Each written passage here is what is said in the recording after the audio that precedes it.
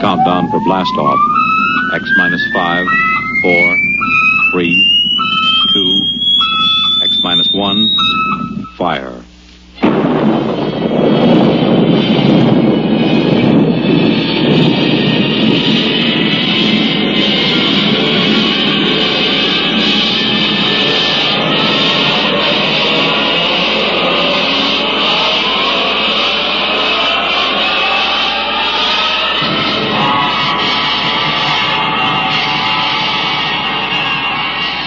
From the far horizons of the unknown come transcribed tales of new dimensions in time and space. These are stories of the future, adventures in which you'll live in a million, could be years, on 1,000 maybe worlds. The National Broadcasting Company presents X minus 1.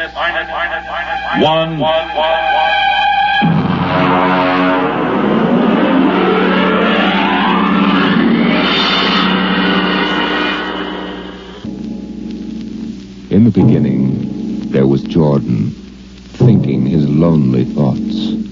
Out of the loneness came a longing. Out of the longing came a vision. Out of the dream came a planning. And out of the planning came decision. Jordan's hand was lifted, and the ship was born.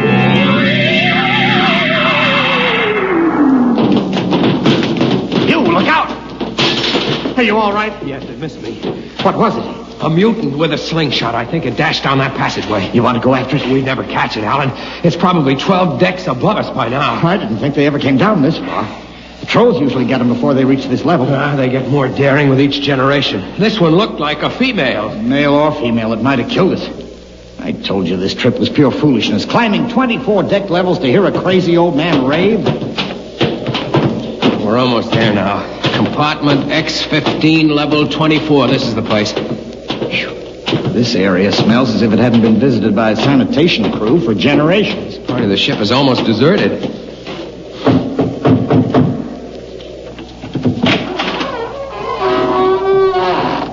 Yes? This is the compartment of John the Witness. Who are you? My name is Hugh Hoyland. I'm a cadet from the scientist barracks. This is my friend Alan Mahoney. What do you want of John the Witness? Only to talk. Are you a believer in Jordan? Naturally. I have heard that there are those among the younger scientists who doubt the word of Jordan. To doubt is death. We're not heretics. Enter. I have brought a gift of tobacco, grown on the richest level. It smells good. I assure you it's the best. Wait here. What a rat's nest. What the devil do you think he can tell you? I don't know. Now, hush.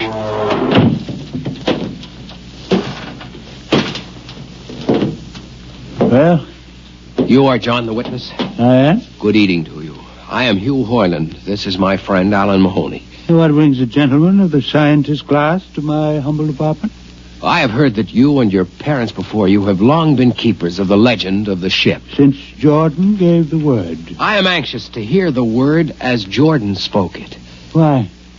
You see, among the young scientists, there have been some who talk against the word. There are regulations against such heresy? Some of them say the ship has no purpose. They say that we're here accidentally. That we have no more grace in Jordan's eyes than the most deformed mutant who dwells in the highest level of the ship. What shall I say to you? I wish to hear the word from the mouth of one who knows, that I may become more convinced. Sit. You have gift for the witness? The finest tobacco. Good. I will dim the light. Now, pay close attention, for these are the words as my father's father's father gave them to his son's son's son. This is how the ship came into being, how our people were created. In the beginning, there was only Jordan, thinking his lonely thoughts. In the beginning, there was darkness, formless and dead. Out of the loneness came a longing. Out of the longing came a vision. Out of the dream came a planning. And out of the planning came decision. Jordan's hand was lifted, and the ship was born. Mile after mile of good compartments, tank after tank for golden corn, ladder and passage, door and locker, fit for the needs of the yet unborn. He looked on his work and found it pleasing, meet for a race that was yet to be. He thought of man, and man came into being. Then Jordan checked his thought and searched for a key. Man untamed would shame his maker. Man unruled would spoil the plan. So Jordan made the regulations, some to speak and some to listen. Order came to the ranks of men. Crew he created to work at their stations. Scientists to guide the plan. Over them all he created captain, made him judge of the race of man. Thus it was in the golden age.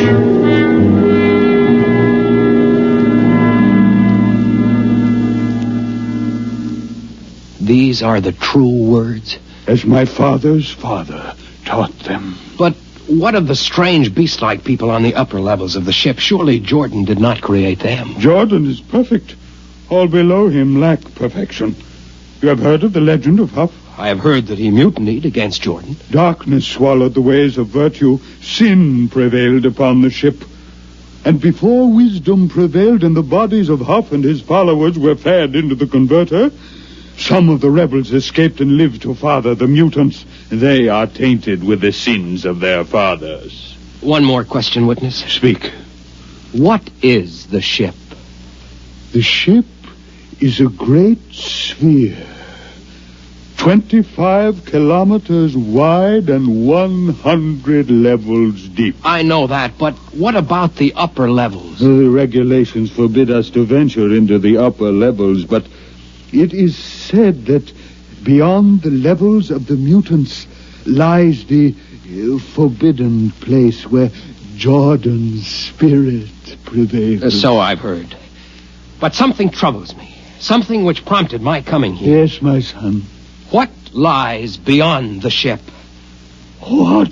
What lies beyond the ship? This is heresy. Answer me. I will not permit such talk. The ship is complete. The ship is universal. The ship is everywhere. The ship is endless. Your mutterings are those of a frightened old man. They answer nothing. You question the word? I think you lie. Hear me, Mr. Highland. For what you have already said, I can have your body fed to the converter. Your soul launched on the endless trip. You threaten me. You, for Jordan's sake. You think I fear this dried fig of a man? You. Sir, my friend is impetuous. He doesn't understand. I might be persuaded to forget a substantial gift. You pig. Come on, Alan. The sight of this so-called holy man offends me. No, you shall not leave. Don't try to frighten me with a gun, old man. Remain where you are, heretic. I warn you, put down the gun. No. No closer. Drop it. Very well, then. Dip to the heretic. Alan, get him! Is he dead? I don't know. Come on, Hugh. We've got to get out of here. Now where? We can't go back. They'd feed us into the converter. What's that? The old woman must have turned in an alarm. Come on, the patrol will be here in no time. Where can we go? The upper levels. But the mutants. We'll have to take our chance.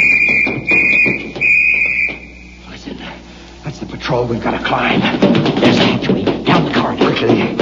Halt! Halt, do we fire? The ladder.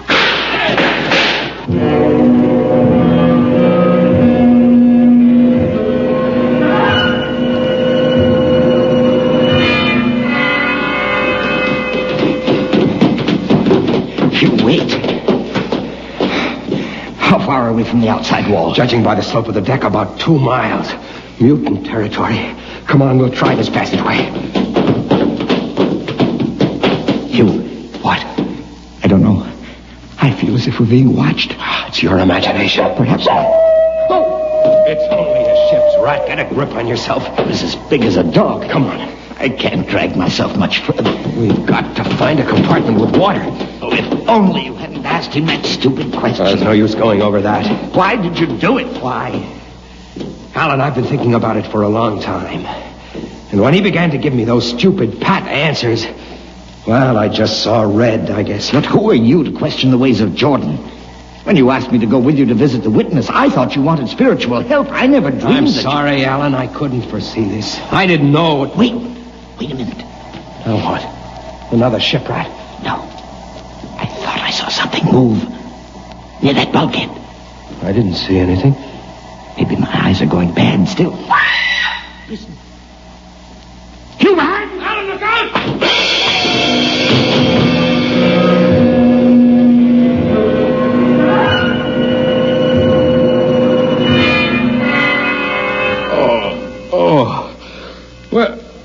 Where am I? What are you? Get away from me! Alan! Alan! Look out with that knife! Stay away from me, Alan! Alan! Don't kill him, Bobo. Not yet. Who are you? Must forgive my friend Bobo. Like so many of my people, he's rather impetuous where members of the so-called super race are concerned. Who are you? What place is this? As you can guess from my leg, I'm a mutant. Where is Alan? Your friend is dead. I was not able to restrain my people in time to save him.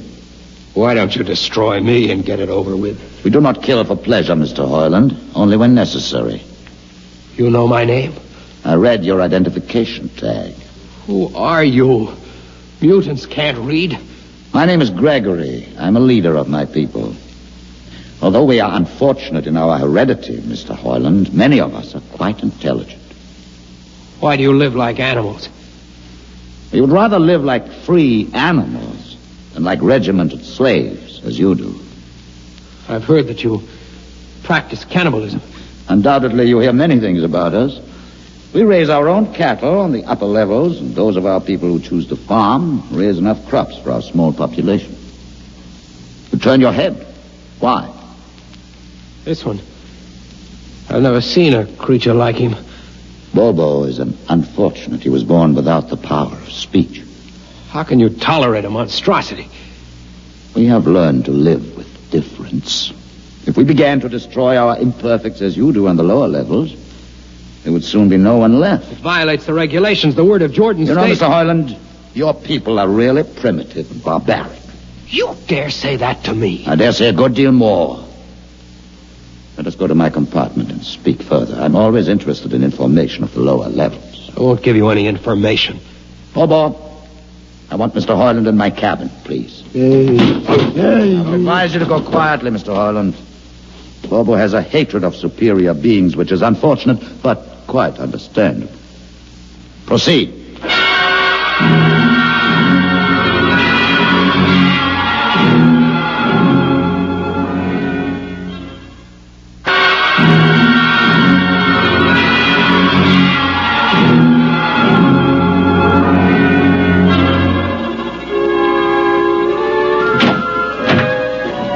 Enter, Mr. Hoyland.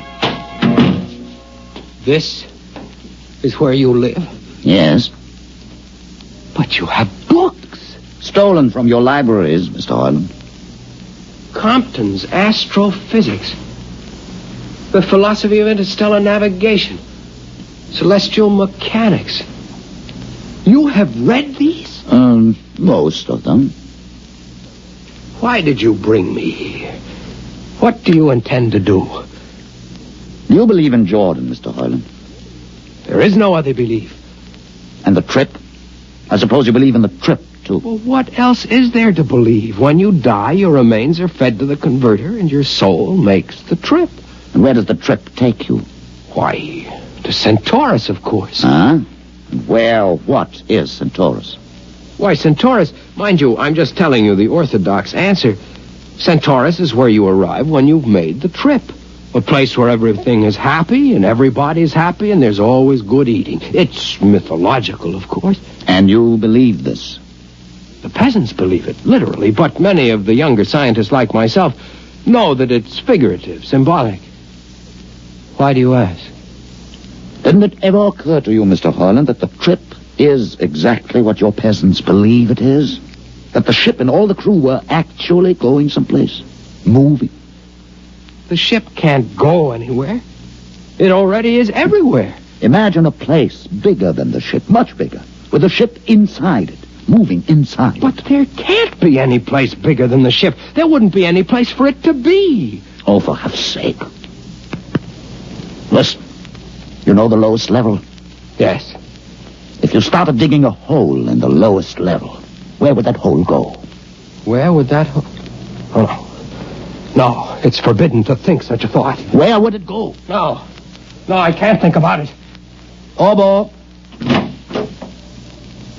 we're going to take Mr. Hoyland to the place. Where are we going?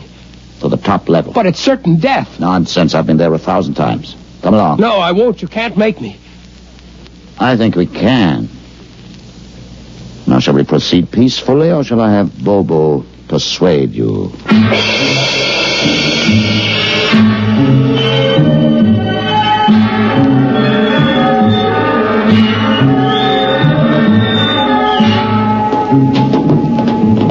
Open the door, Bobo. Inside.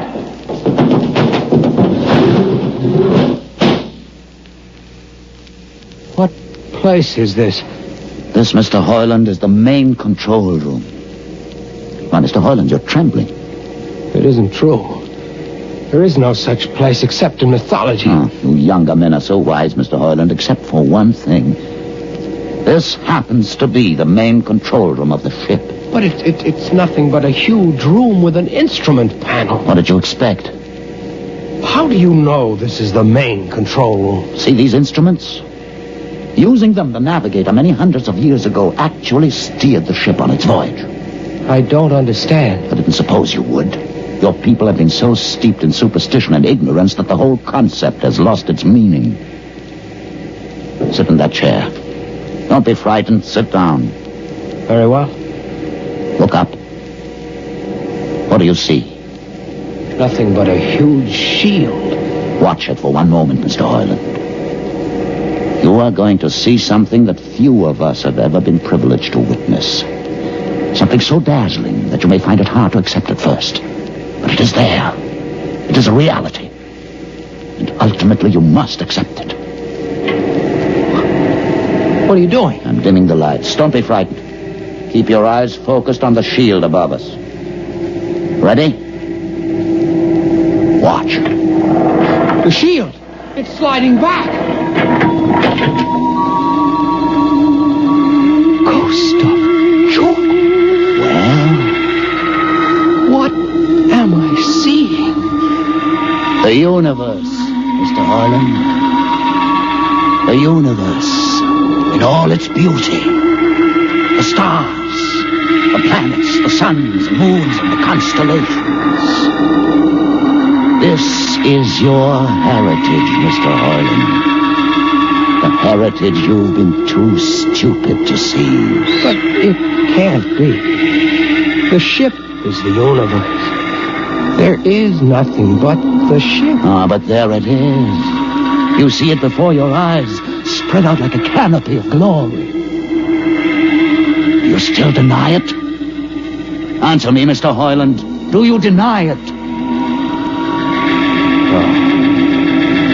No, I can't. They lied.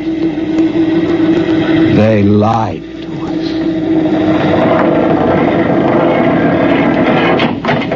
Good.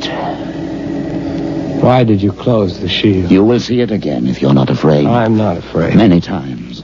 I've shown this to others of your people whom we captured, and though they saw it before their very eyes, they would not believe it. Tell me about it. Tell me about the ship, about the universe. What are these things? How did this come about?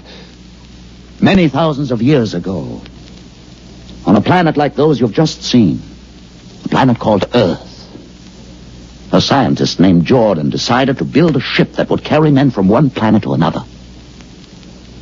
For many years, Jordan and thousands of others studied and planned. And when they were finished, they built the ship. A ship so large that it had to be assembled in its own orbit beyond the place called the moon. 60 years it took them to construct. And when it was finished, a whole new science had been conceived. Then the trip was begun. The trip that was to land a colony of Earthmen on a far-off planet called Centaurus, millions of light years beyond the furthest planet ever reached before. How do you know these things? Among my books are the log which Jordan himself kept, and the records of the journey for the first 40 years. What happened? There was a mutiny. A man named Huff led a rebellion of those who wanted to turn back. In the struggle, the navigators were killed, and the crew fell into a state of anarchy. In the years to follow, small groups of men tried to organize the ship for navigation, and each time they failed. Finally, the whole idea was abandoned. And so for centuries, we have swung in space, unmanned, undirected, living in a lost world of our own making, without purpose, without direction. Why have you told me this? Why have you brought me here? You could have killed me. Can you guess? No. No, I can't. Unless... But it would be too fantastic. Well, you want to finish the trip. Yes, that's it. What would it take to do it? A miracle, almost. The crew would have to be trained, many people, each skilled in a certain duty. Couldn't you train your own people? We are too few. Besides, the main drivers in the lower levels where my people are forbidden to go. No. It would mean that both our peoples would have to work together. Our differences encouraged rather than denied. It can be done. You showed me. You can show others. I can show them. Can you? I'll see the captain himself. I have an uncle on the central board. I'll tell him what I've seen here. And do you think he'll believe you? Send one of your people with me. That's asking a good deal. I'm risking a good deal by going back. Very well. Bobo will go with you. He can't talk. There will be no need for talk. I will write a message guaranteeing safe conduct for a group of unarmed scientists to visit the main control room. Bobo will take you safely through our territory. What happens when you reach your own level is up to you.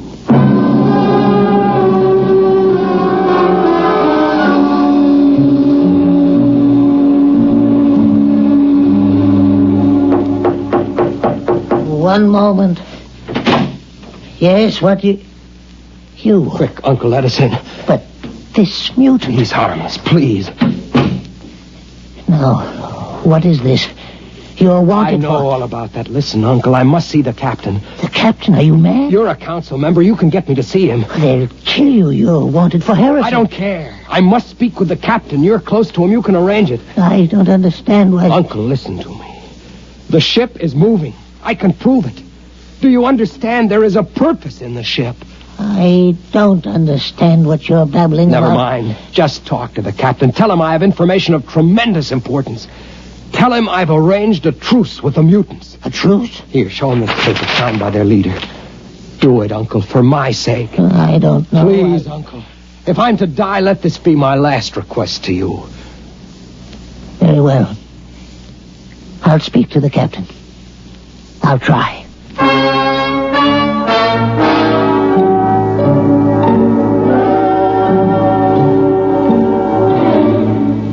And you say, Mr. Hoyland, that you saw this with your own eyes? I swear it, Captain. I swear it on the word of Jordan. Let me see that paper again.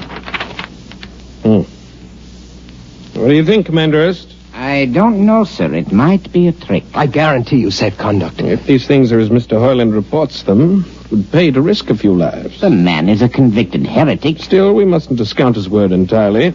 He has a safe conduct. The mutant risked its life coming with him.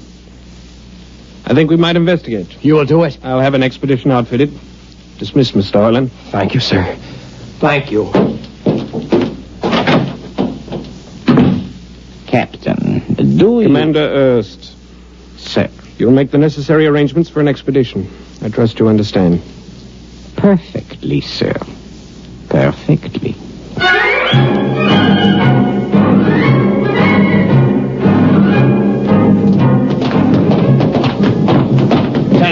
Mr. Hoyland. You'd better halt your men here. This is the spot. Patrol, halt. I see no welcoming party of mutants. There will be none. Their leader will meet you inside the main control room. You don't say. And just where is this main control room? Beyond that door. I see. All right, men. Ready arms. Why do you ready arms? In case of ambush. Ambush? Don't you think they could have ambushed you on the way up here a good deal more easily? You know, Mr. Hoyland, I think you're a mutie lover. They have a place in the converter for that kind. Lieutenant, are you mad? No, Mr. Hoyland. But most certainly you are. To think that we could be lured up here to be slaughtered with a fantastic story about some mythical control room. Guns ready, sir. Lieutenant, I warn you, these people have acted in good faith. If you break Call that your faith now... mutants to open the control room, Mr. Hoyland. No, not until those guns are dismounted. As leader of this expedition, I order you to call them. I refuse. You cannot do this thing. This is no way to keep a truce. Very well, if you refuse. Oh, there! Mutant! Come out! For Jordan's sake, Lieutenant. Too quiet for comfort. Mutant! Open the door! Please, Jordan, don't let anything happen. Please don't. It's opening. Ready, men. Someone's coming out. Look at his leg. Horrible. Steady. He's walking toward us. I can't stand this. Look out! Gregory! No!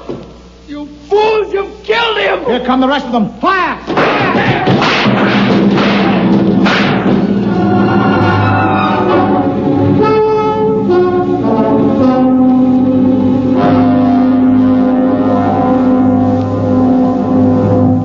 That should teach them a lesson they won't forget. All right, men. Inside the room. Hoyland, you're under arrest as a conspirator in this ambush. Ambush, you fool, you blind, stupid fool. That'll be enough. Have you been inside this place before? Yes. What's all this machinery? These are the controls he would have used to steer the ship. He's gone out of his mind, Lieutenant. Steer the ship? Who? The leader. The one you killed. This ugly mutant? This ugly mutant happened to be a man of true greatness. You're mad. Am I? This man had a vision which could have saved you, but you chose to kill him because you couldn't stand the sight of his difference from you. I'll not listen to these ravings. Close your ears. Shut your minds against the conscience that tells you it's wrong to kill. That tells you that your need to be arrogant only proves your inadequacy to yourself. Shut him up. Don't listen to him, man. You can't shut your ears. My words sting you. You cannot shut your minds. And you cannot shut your eyes. Don't do this. The roof. It's moving back. Look. Let the vision of this confound your ignorance and blind your eyes. This is the heritage you tried to stifle in your own breasts. This is the heritage of stars and open skies for which men have yearned for centuries. Try to destroy this, and you will only destroy yourselves. Death to the heretic. Kill me if you choose. But I say to you that this you cannot keep from our people. That they will seek it out, and the ship will be manned, and the ship will be steered, and there will be freedom and purpose and respect for ourselves. This is your heritage. Look upon the universe. Kill him! Kill him!